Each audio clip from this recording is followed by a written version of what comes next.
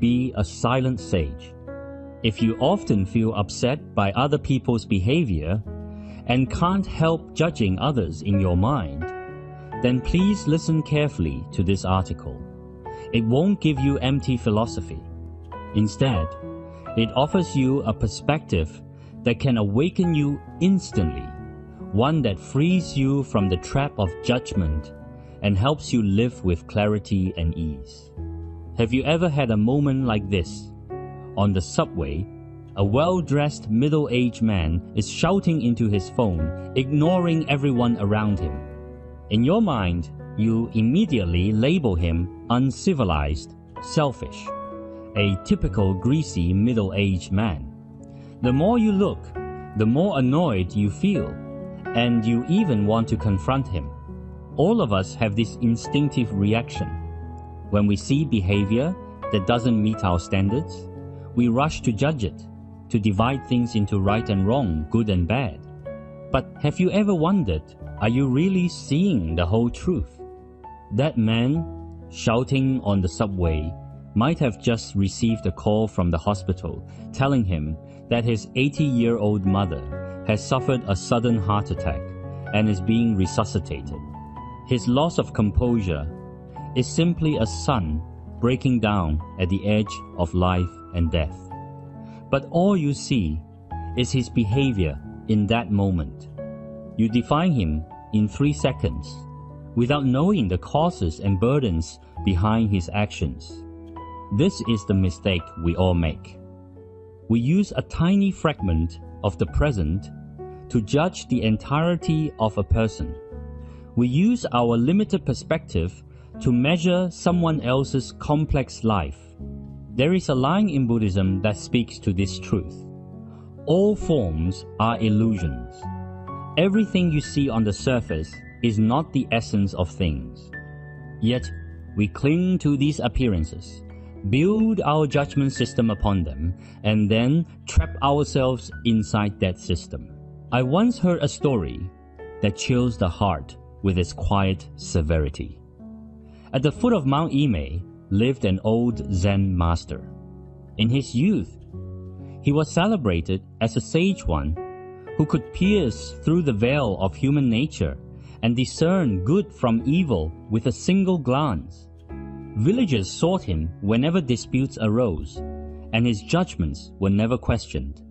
He took pride in this, believing he possessed a rare gift, the ability to see people as they truly were.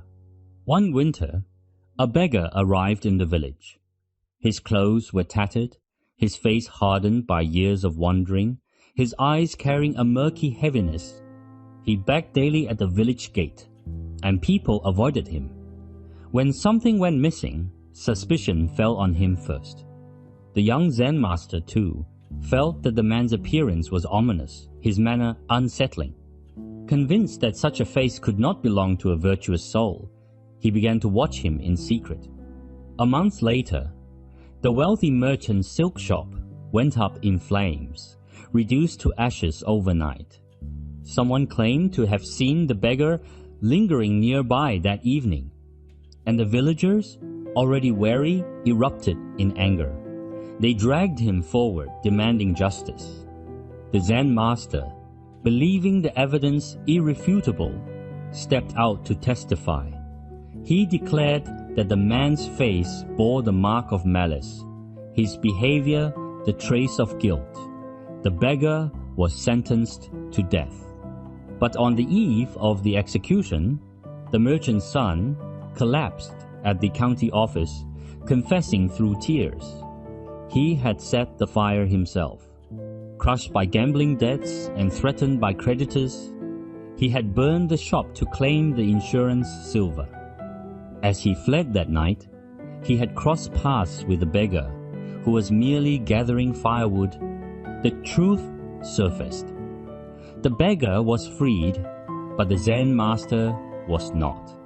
He fell into a terror deeper than any punishment the law could impose. He had nearly condemned an innocent man to death. The insight he had cherished was nothing more than projection judgment built upon shadows and surfaces. The face he thought vicious was simply the weathered mask of a man who had slept too many nights under the open sky. The suspicious gestures he observed were nothing more than the clumsy movements of poverty. What shook him to his core was what he learned afterward. The beggar had once been the son of a wealthy household. As a young man, he had left home in disgust at his father's unethical dealings, vowing to live a life untainted by injustice. He chose destitution over dishonor.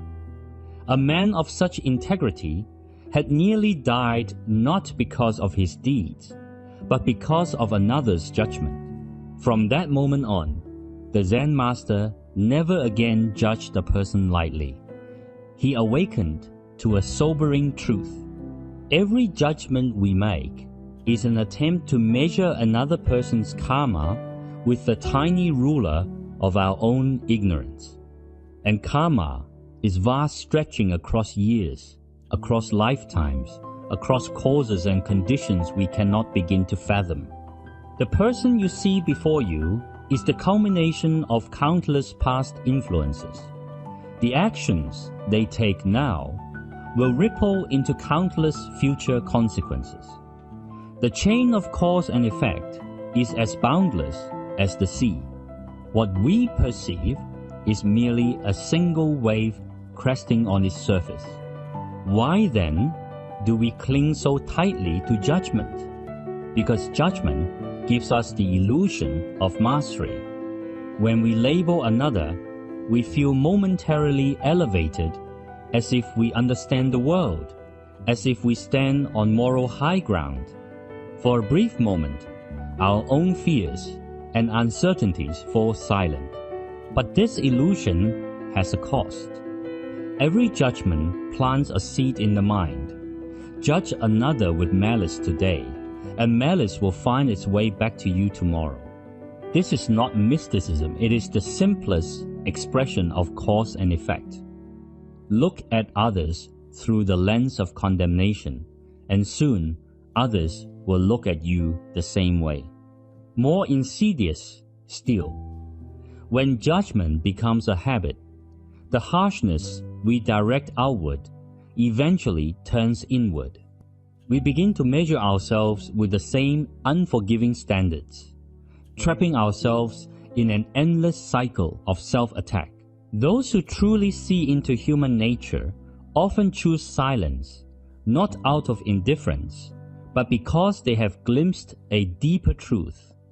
They understand that every person is entangled in their own web of karma, struggling with debts carried from past and present lives.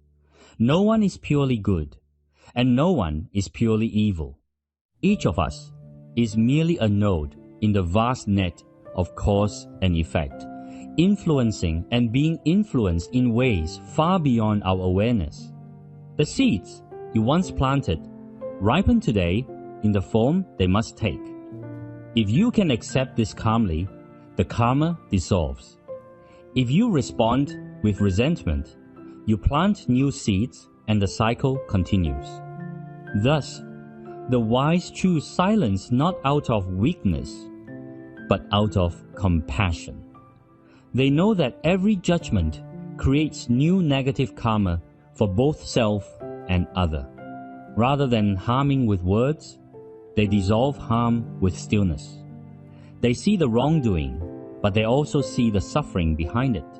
They understand that those who harm others are often carrying wounds far deeper than the harm they inflict. There is a Zen story that captures this truth. One night, a thief slipped into a Zen master's room.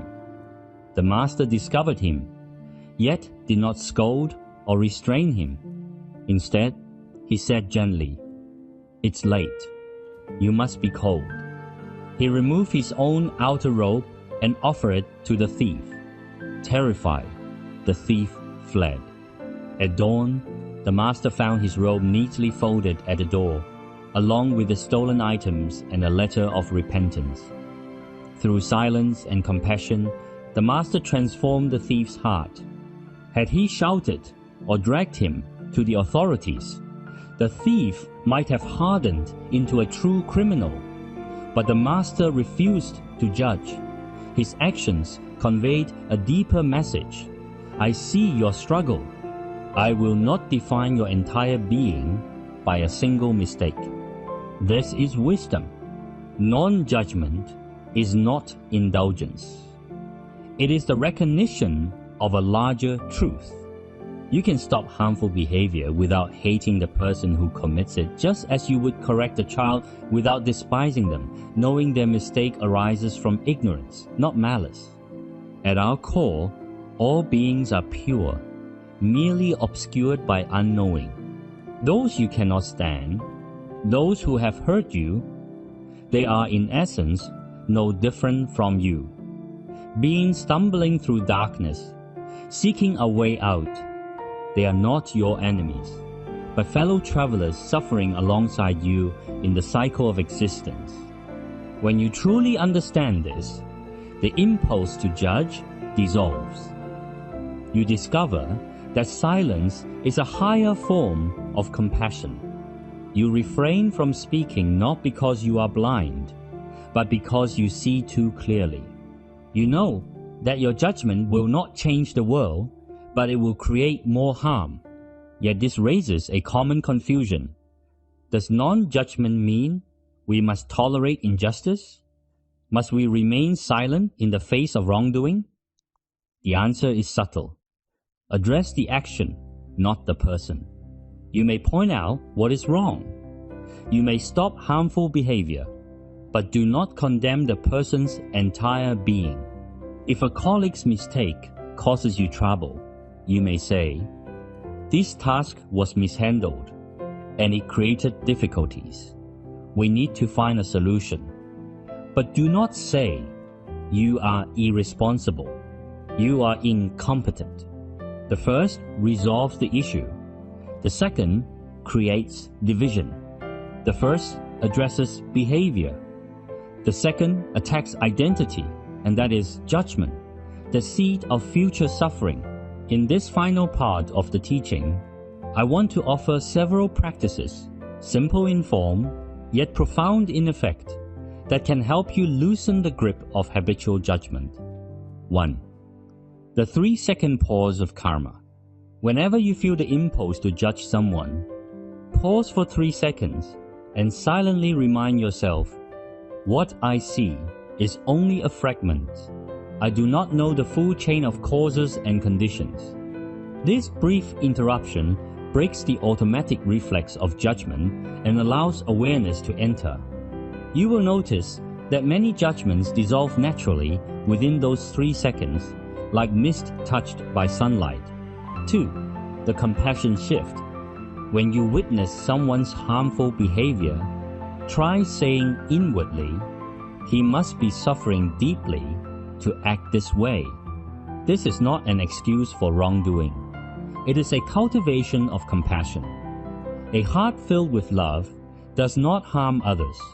Therefore, where there is harm, there is always pain beneath it. Recognizing this transforms anger into empathy. 3. The mirror inquiry.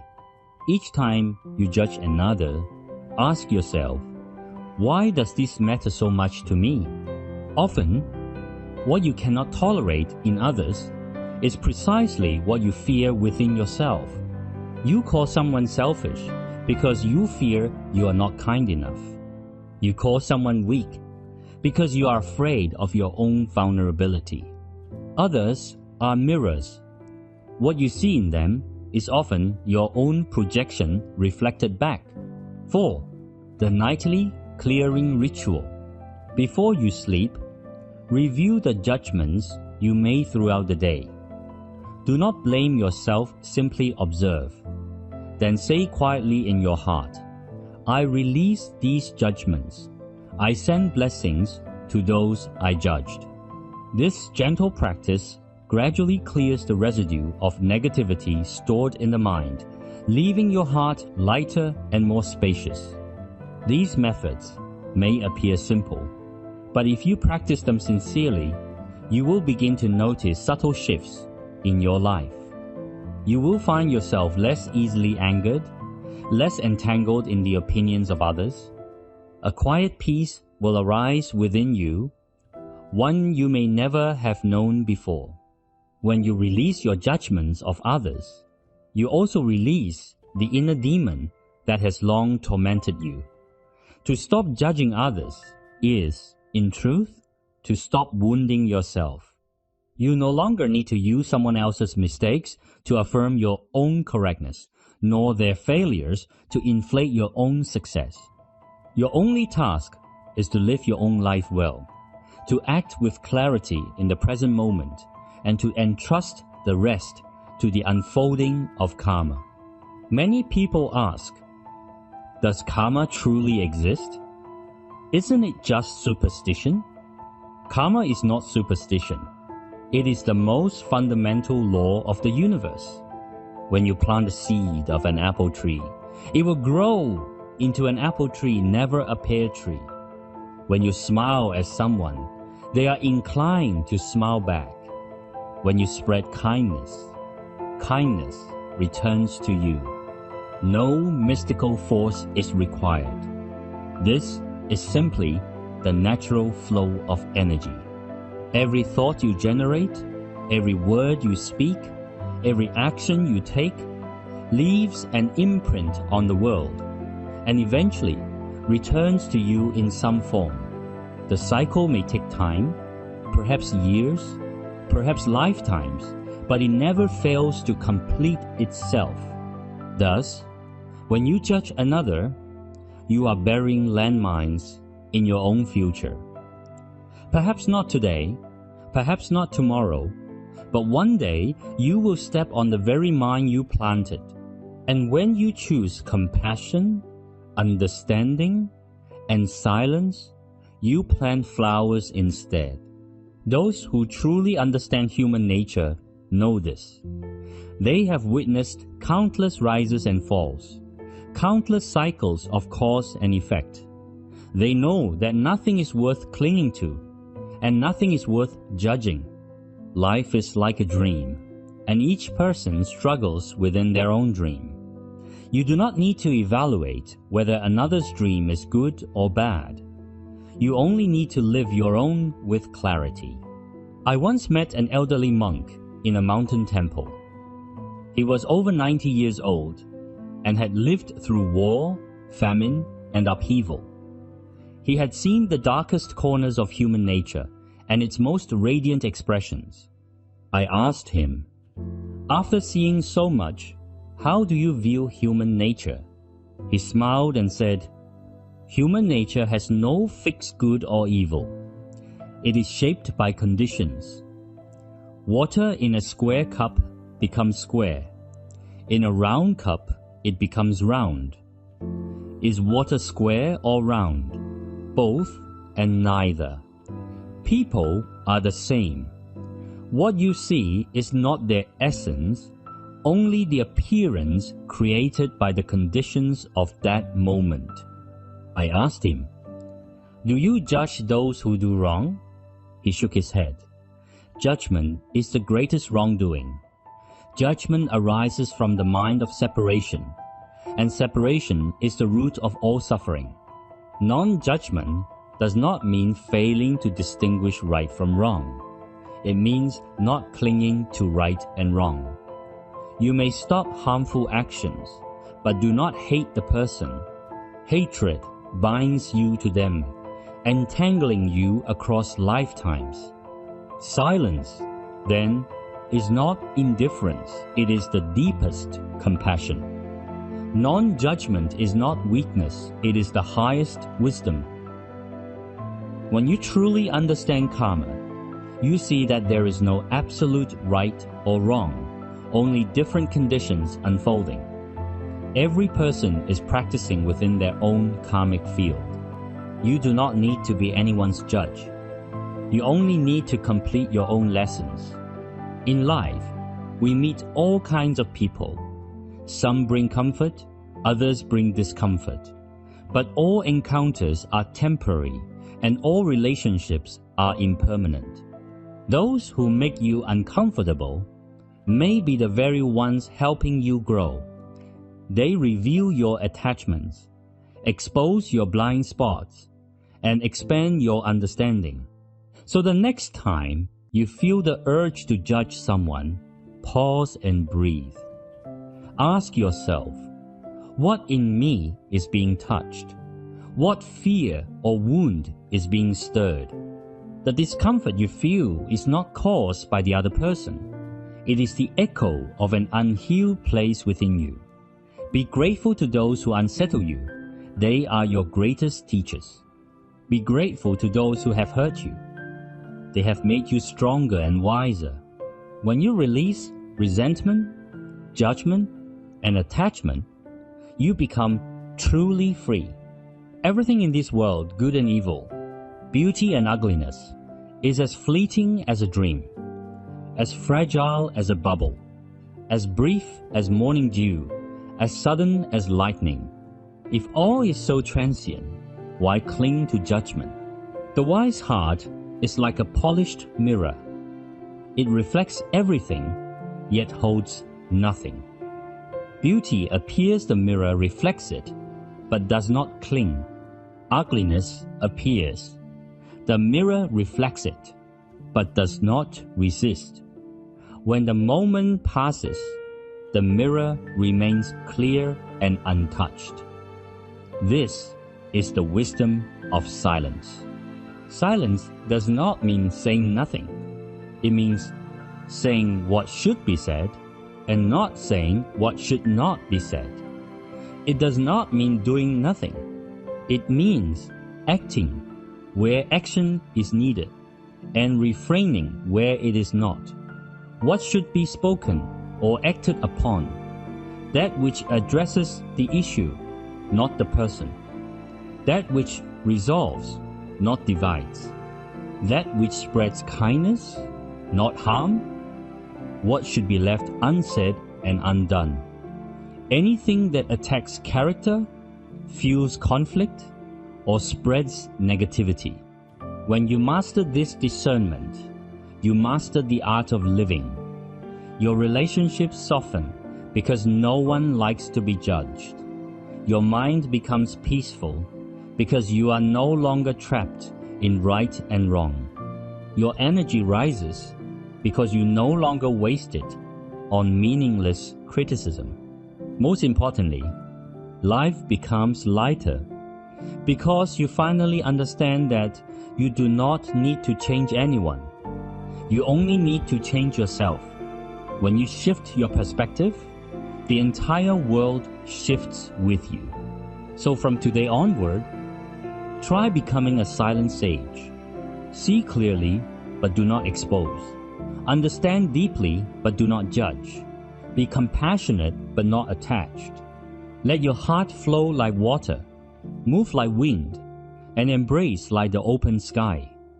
When you truly stop judging, you will discover how beautiful life can be. You no longer need to diminish others to feel worthy, nor judge others to feel superior.